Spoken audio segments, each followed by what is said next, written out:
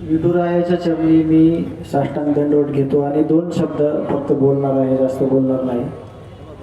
ज्या माणसाने आयुष्यातले 24 वर्ष विठुरायाची वारी चुकू दिली नाही, त्या माणसाला विठुरायानं न्याय द्यावा. आणि हे एक सांगतो की हा जो न्यायाचा लढा आहे याच्यामध्ये सगळ्या जाती धर्माचे लोक आहेत. तुम्ही व्यासपीठावर बघा, राजकीय क्षेत्रातील, सामाजिक क्षेत्रातील सर्व जाती धर्माचे लोक न्यायाच्या भूमिकेत आहेत. आणि आपण हा लढा का लढतोय तर यानंतर आपल्या महाराष्ट्रामध्ये अशा चुकीच्या घटना चुकूनही झाल्या नाहीत पाहिजे. अत्यंत चुकीच्या पद्धतीने हे सगळं जे चाललेलं आहे ते बंद कायमचं झालं पाहिजे, एवढीच आपण विनंती करतोय. आणि ते परत असे गुन्हे झाले नाही पाहिजे.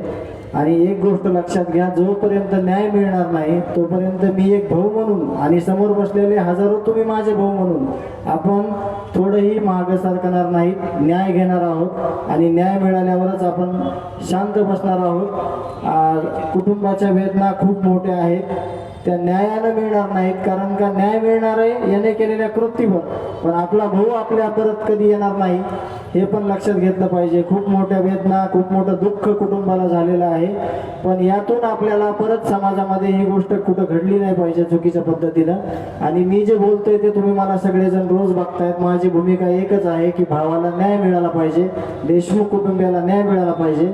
आणि याच्यामध्ये 18 पगड जातीचे लोक न्यायाच्या भूमिकेत आहेत. आणि शेवटपर्यंत न्याय मिळेपर्यंत तुम्ही देशमुख कुटुंबियाच्या सोबत राहा, सोमनाथ सूर्यवंशी कुटुंबियाच्या पाठीमागे राहा, एवढीच मी विनंती करतो.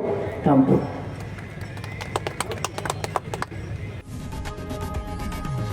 लोकशाही मराठी ऐका, पहा, जागरूक रहा.